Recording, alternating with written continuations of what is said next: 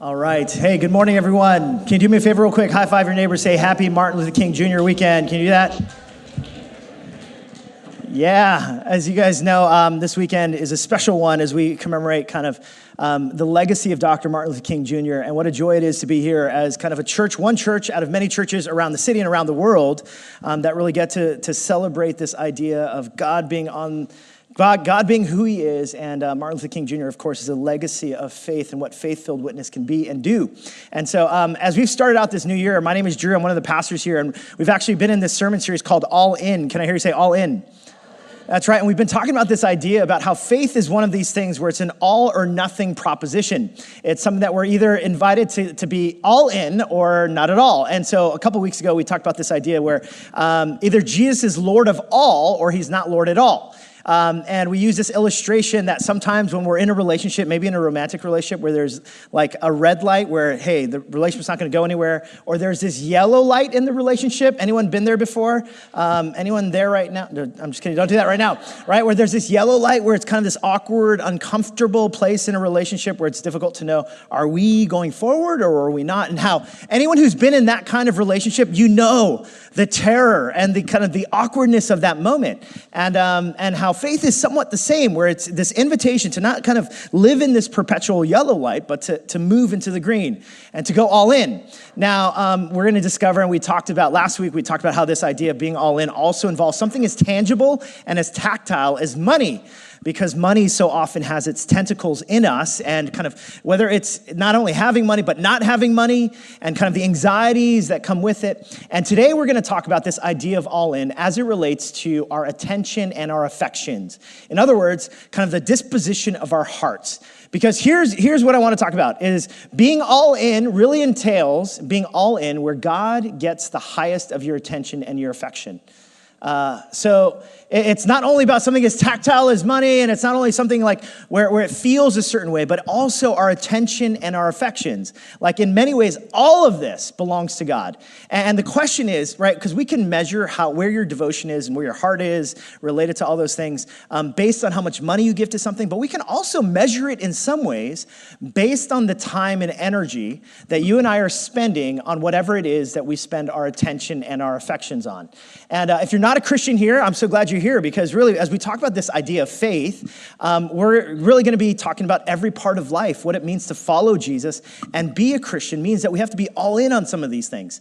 And so with today, the passage that was read for us earlier by Elizabeth or by Bianca was this passage that is actually from an ancient book called the Psalms. Now, the Psalms were actually a book that was written for worshipers of God who for centuries now, this songbook, the Psalms, have been used to not only mirror what happens in the human heart and the songs that we sing to God, but also truths about who God is and the way that we're supposed to approach God.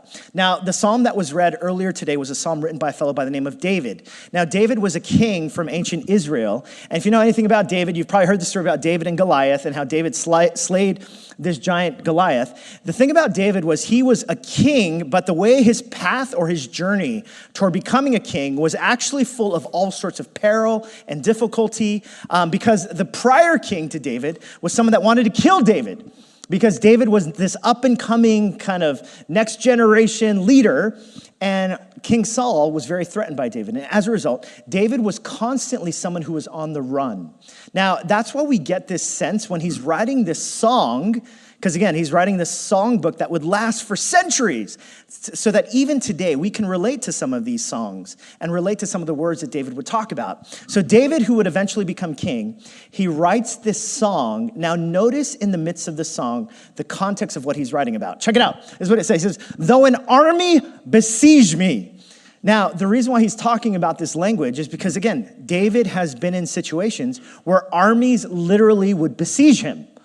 He's been someone who's been on the run, oftentimes fearing for his own life because some people, very powerful people, didn't want him alive. And look at what he says. Though an army besiege me, my heart will not fear. Though war break out against me, even then, even when war surrounds me, even then will I be confident. Now look at what he says. In the midst of this kind of situation, armies besieging me, war breaking out against me. Look what he says. He says, one thing. Let me hear you say one thing. He says, one thing I ask from the Lord. This only do I seek. This one thing I ask is that God would smite my enemies and take care of anyone who would be a perpetrator against my kingdom. Right? Actually, he doesn't say that. He says, one thing I ask, this alone do I seek. In the midst of armies besieging me, in the midst of wars breaking out about me, he says, one thing I seek is that I may dwell in the house of the Lord all the days of my life, to gaze on the beauty of the Lord, and to seek him in his temple. Now, maybe you're not from a religious background. You're like, what is he talking about here? He's talking about a relationship with God that is not predicated on duty and religious do's and don'ts. What he's talking about is a friendship, a communion with the living God in such a manner that the one thing he asked for, in the midst of armies besieging him, in the midst of wars breaking out about him, the one thing that he's seeking, that he's pursuing, is that he would know the love and the closeness of God in his own life. And so when he talks about dwelling in his temple and gazing upon his beauty, he's talking about a relationship with God that is so filled with wonder and friendship and closeness and love. And what's so startling about this is that when I think about kind of this prayer, if an army is besieging me, if a war is breaking out around me, the one thing I'm asking for is not that I might feel these warm and fuzzies from God. If anything, right, like the armies besiege me, wars breaking out, it's like one thing I ask is that God, that you would make me rich and famous so that I can go and tell my enemies that they can shove it, right? Like whatever, like there's all sorts of ways in which this is what's happening in my heart.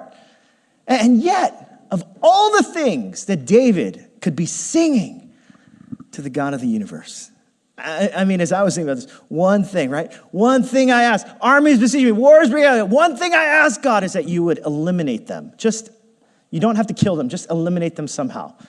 I mean, this is kind of what happens, is that God becomes not someone who's a friend that I have a relationship with. Instead, he becomes someone that I'm beseeching would change my circumstance. And yet that's not what David does. And the question that I want to pose to you and myself, especially as we ask this idea, or we talk about this idea of attention and affections, is this question: what is your one thing? What's your one thing? What's the one thing that when it comes to our relationship or your relationship with God, what's the one thing that captures your attention, your affections, that when it comes to the things that you think about, the things that you daydream about, the things that you pray about, what's your one thing? Now, here's the thing. You don't even have to be religious to know this idea, right? Because even if you're not religious, you probably have one thing as well. What's that one thing that captures all of your devotion, all of your attention, all of your affection? You know, as I was thinking for myself, this challenge, right? Because here's what David is basically saying. As David is singing this song, armies besieging him, wars breaking out around him. What he's basically saying is, the one thing I want is to know the friendship, the closeness of God, that I might gaze upon his beauty. That's so different than how I often operate with God. Because the way that I often operate with God is when I think about what's one thing, even in my situation right now, living in New York City, what's the one thing that I care so deeply about? And I was thinking for me, where my wife, we have 2 kids, 6 and 3 years old. And as I was thinking about the things that capture my attention and affection right now, oftentimes it's about like, oh, God, help my kids to get into a good school. And because if they get into a good school, then they'll get a good job 20 years from now. And then they'll become rich and taken care of so that they can take care of me and hopefully have more kids who go to good schools and get rich and can take care of, right? Like it's interesting how even for me, the one thing that I often kind of center around and gravitate around is God, what will you do for me? God, can you just hook me up, hook my kids up? And I need to pray to you about that because I don't think I'm doing a good job, right? Like there's all sorts of ways in which God, the way that I approach God, is not as a friend, as someone who is close, as a relationship, as a lover. Instead, I approach him like an app, on demand. You know what I mean? I just kind of like, if I need something, I basically just, God, one thing I ask is a nice hot meal from the Arepas Cafe right now, right? Like that's kind of what I do. I basically just make these prayers, and as a result, my relationship with God isn't so much a relationship. Instead, it's simply God is my secretary. God is my app. God is my vending machine God.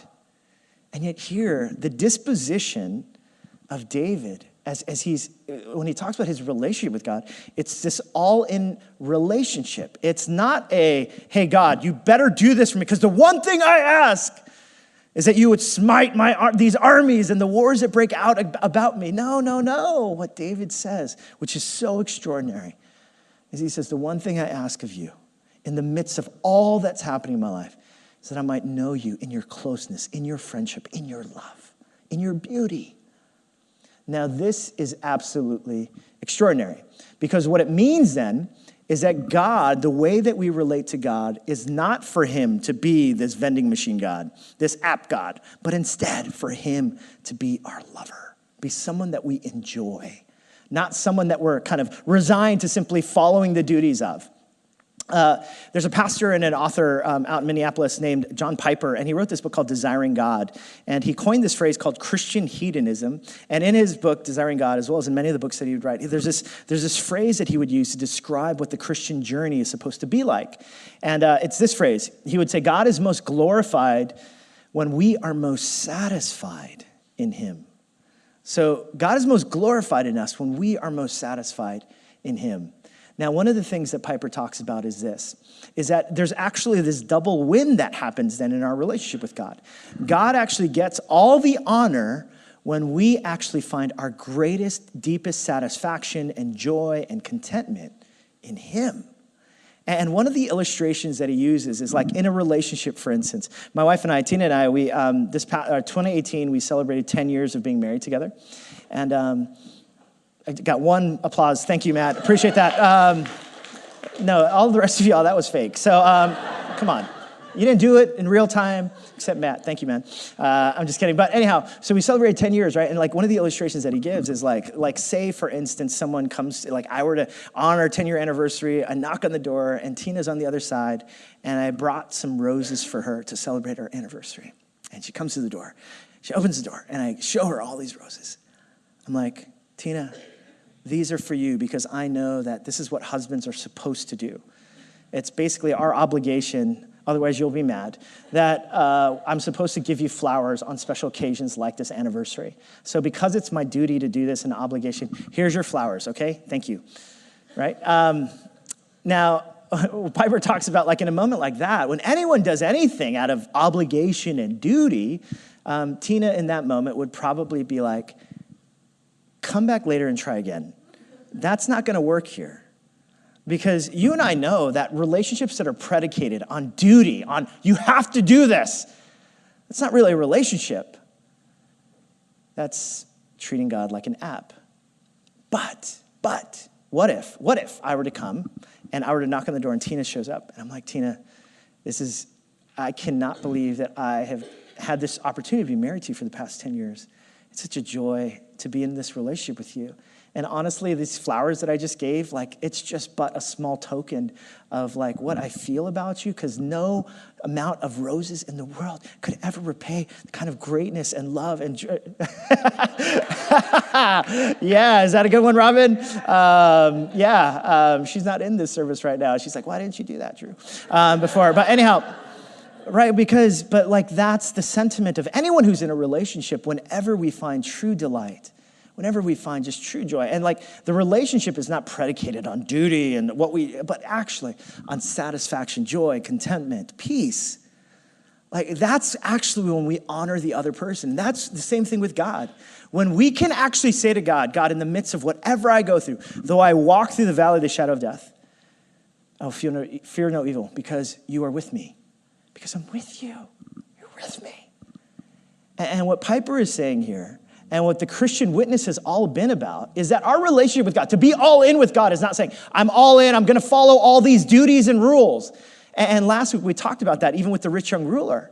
Like oftentimes we can relegate religion or Christianity or whatever it is to a bunch of rules that we have to follow. And yet here in this prayer, in this song that would be sung for centuries, David is basically saying, no, don't you understand? Armies can besiege, war can be breaking out around you. And guess what? If you are with God, if you're in this relationship with God, you can go through any hill, any valley, because this is what it means. Because when you're all in, what you do is you enjoy and you love and you cherish this relationship in such a manner that it changes everything. You know, one of the things about being a parent right now, my daughter, who's 3, her name's Avery, and my wife, Tina, one of the things about our family and the dynamics of our family is that everyone's favorite person, and I know we're not supposed to have favorites in this family, but everyone's favorite person in this family is Tina, my wife. And so my daughter, Avery, so she's like clinging to Tina, and I think it might be the competitive part in me that's kind of like, whenever I have my opportunity, I try to get in there. You know, I try to convince either one of them otherwise, especially Avery. And so Avery, who's our 3-year-old, she doesn't listen to these sermons. That's why I'm using this illustration. But so Avery, like, there's moments though where like there's like crazy inclement weather, like it's snowing and raining. And usually it's in these moments, and Tina like needs to run an errand or go somewhere. What I'll usually do is I'll say, hey, Avery, Amma, which means mom in Korean. I say, Amma's going to the store, but you can stay home with Appa. Appa means dad. You can stay home with Appa. It's snowing outside. You can stay home with Appa, and I'll give you some hot chocolate. You know, and it's so funny. She'll look at me, and then she'll look outside, and then she'll see Tina getting dressed, and she'll say to me, "I want Amma," right? Like just clear as day. I want Amma, right? And it's one of these things. As I was thinking about this idea of like, man, if I just got someone with me, like I can go through anything. And like here's a little Avery, and like she just. Yeah, if I got Tina, if I'm with her, I don't care if it's hailing outside. She doesn't say this. She's like, I don't care what might befall. I've got my mama. And when I'm with my mama, I can go through anything. It's kind of the same sentiment. Like this is what David feels when I'm with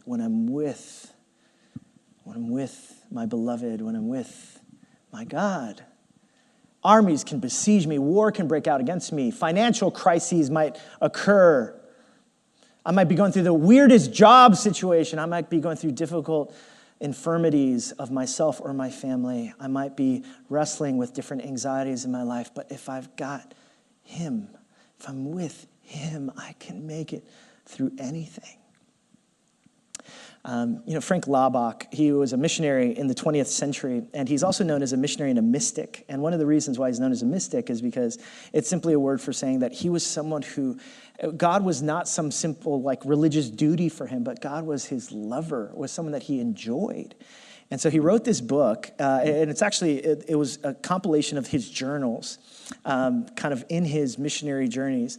And in this book called Letters by a Modern Mystic, Frank Laubach, he would write about one of his tasks, one of the things that brought him some of the most joy in his own life and journey was the time that he could spend with God. And the one thing that he kind of had committed himself to was that every waking minute of the day, he would try to think about God, ponder God, to dwell in his house and to gaze upon his beauty. And it's such a beautiful little book about his own journal and reflections about, can you think about that? Every single minute of every single day, his task was he just wanted to ponder and have this relationship with God that was vibrant and real, as if he was in this special relationship with his lover. And I love this idea of someone who, like, God is not someone who's just, when he's convenient, that's when I'm going to turn to him. But instead, he's God, and he's the one that is the center of my life and relationships, and therefore my mind, my attention, and my affections, everything is all in with him. And, as I was thinking for us, even as a church, right, like there's different disciplines that we often encourage here at Hope. And if we could put up the list of scripture and silence, of reading scripture and of silence, we talk about Sabbath keeping, where 24 hours we're able to stop, rest, delight, and contemplate God. We talk about a daily office, which is basically pausing throughout the day to pray to God, to remember God. Sunday worship, like these gatherings, are moments where we get to be reminded, where we get to kind of have our hearts stirred, home groups that we meet in as community, fasting. We have a 21-day fast that our church has been going through, music that we listen to, all of these different things. Some of you might be like, oh my goodness, I can't believe you put that list up there. You're trying to guilt trip us into doing all these. You don't understand. Like here in New York City, in the Western world, there's a whole avalanche. There's an avalanche of stories and priorities and values that you and I are being fed from social media, from the culture that we live in, from the businesses the industries that you are in, from just walking in this town. There are so many messages and priorities that contain, like a whole avalanche of them. And don't you see, like, what these things are, what these moments are, it's not like a to-do, we do this because we have to. It's because, here's the thing, I don't know about you, but even for me, I am just so bombarded by different messages of what's valuable, what's important. The one thing that you should be focused on, Drew, is accumulating as much money as you can. The one thing, Drew, that you should be focused on is getting more Instagram followers. The one thing that you should be more focused on, Drew, is basically making sure that your kids are taken care of and da-da-da-da. Like, there's an avalanche of values and priorities that continue to speak to you and I. And what we do is all of these different disciplines are moments in which our mindset gets reframed and reshifted. The reason why we sing songs, the reason why we gather is not because we say like, oh yeah, come on Sundays because that's the religious thing. No, we come because when we sing songs from our lips, we're trying to speak out truths that are bigger than us. When we sing of, God, your love, will you build my life upon your love? May that be the foundation of my life. What we're doing is we're reorienting our hearts, our minds. We're speaking truths about God and who he is and about us and who we long to be. That hopefully rings true for you and for me. That being all in means that our attention and our affections, that it's not kind of awash in the avalanche of messages and priorities that you and I have constantly been bombarded with. But instead, we're people who say, no, we live for something bigger and greater. And that's why all of these different things are ways in which we get to reformat. In the book of Romans, when Paul writes to the church in Rome, when he says, be not conformed to the patterns of this world, but be transformed by the renewing of your mind. Each of us, the avalanche of information is coming one way. We need to have our attention and affection. Like, we need this moment where each of us are like, hey, wait, those things aren't as important as they maybe should be. And maybe God needs to take priority here. This is why it's important for us to practice these disciplines, to be all in. Now, some of you might be like, but that still sounds way too religious for me, Drew. I don't understand this because, honestly, you're trying to say, do all these things so that you could be, how is that not some sort of do's and don'ts list? You see, because these are disciplines that we carry, but see, I'm going to go back to this foundation again. Because what David basically says when he says, one thing I ask, he points again, not to the do's and don'ts, but to this relationship. And the question for you and I then, before we can even talk about these things is, where is your relationship? Are you all in on the relationship? Are you all in with your attentions and your affections? One of the most beautiful Psalms, there's so many of them, but one that also came to mind as I was reflecting on this whole idea of our attention and our affections is Psalm 63. There's this beautiful psalm where in Psalm 63, check out what it says. It says, "O God, you are my God. Earnestly I seek you. I thirst for you. Like more than water. Like Like, I can't survive without water. And in the same way, I can't survive without you, God. And he says, my whole being longs for you in a dry and parched land where there's no water. And I love this verse. He says, because your love is better than life, my lips will glorify you. It's not because your provision is better than life, because your power is greater than life. No. Certainly God is worthy of all those things, but instead, look at what he says. Your love. Because your love is better than life. How many of us today could say that about God? That his love is better than life. Now, here's what I know. Some of you are kind of like, this touchy-feely love stuff. What are you talking about? His love is better than life. You see, don't you understand? You see, the good news of the Christian message was that Jesus Christ would actually come to live and die on our behalf. That he would actually separate himself from God the Father so that we might be drawn close to God himself. And see, the evidence of God's great love for us, the evidence, it's not just this touchy-feely, like, oh yeah, his presence, that's great, his love is better. You don't, like, do you understand, like, the message of the Christian good news is this, that the evidence of God's compelling, wooing, romancing love over us is the good news of a God who would send his Son to live and to die on our behalf, to separate himself from God the Father, so that we might be drawn close to him, so that we could be with him, that we might be sons and daughters who enjoy him, so that we could actually say with our own lips, God, your love is better than life, because I know that you would go to great lengths, even giving your own life, so that you might demonstrate your love for me, so that I might be with you, so that I might be able to say, surely one thing I ask is what I seek. That I know that armies can besiege me. I know that war can break out against me, but I know the God of the universe. His love is real. His love is true. And his love is here. Here for me to be able to say, God, your love is better than life. I know that when I've got you, I've got everything I need. We've been talking about all in, right? And there's the illustration that we were using about falling backwards, where you lose your center, you lose your gravity when you're all in, right? And it was this illustration where if someone were to come in behind me and I might trust the person maybe 50%, maybe 60%, maybe 70%, but even still, if I'm not all in, here's what ends up happening, right? I'm like trusting and then I'm kind of like stumbling backwards. Because he's either Lord of all or he's not Lord at all. And being all in means actually even if you're 50% or 60% or 70%, there comes this moment of decision for you and me in a relationship. Where it's like, I'm going to stop being yellow and I'm going to go green. And I'm just going to let go of my gravity. Now, here's the thing. Some of you are kind of like, yeah, I've been wanting to do that. I've been investigating this God thing.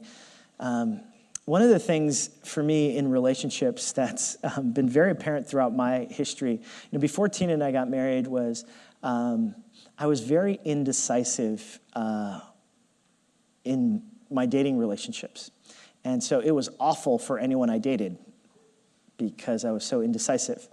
And so I remember I'd go on a date with someone, and then the very next date we'd be talking, and I'm like, yeah, I'm not sure if we're gonna get married, and she'd be like, we're in high school. Like it was just this moment where it was like, and then it'd be like this weird off and on, and like I'm not in, I'm not in. But this would happen because it was like just so indecisive, and this would kind of cripple me and plague me for a long time. And so I remember before I dated Tina, I remember just thinking to myself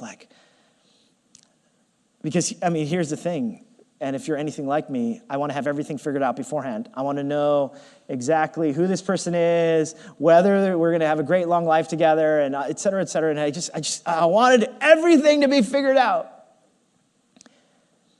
And I remember coming to this point in my relationship with Tina early on where I knew that because I have this tendency, I would always find something to doubt or to question. I always be like, I don't know enough about her. Or and I just remember, though, there was this moment in my journal where I wrote, I don't know everything. I don't know everything. But I know enough to know that I love her. And I want to be with her for the rest of my life. You know, some of none of us will ever know everything about God. And maybe you and I, you're in the midst of exploring, and you've never, though, said, you know what? I don't know everything, but I know enough. I know enough that I love God, and I want to give my life to him.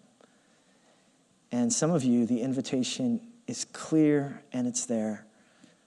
You have been searching for all sorts of things in your career, in a relationship, in having children, in the future of your children, in whatever you can build or grow. And today, here's the invitation to you. Will you go all in? Will you say, yeah, God, I don't know everything, but I know enough. Enough to know that you would give your life for me. Enough to know that you would, because you love me, because you want to woo me, because you want to romance me, not as someone who is just giving me all these rules, but as someone who has come to win my heart. I'm ready to go all in, ready to give my life to you.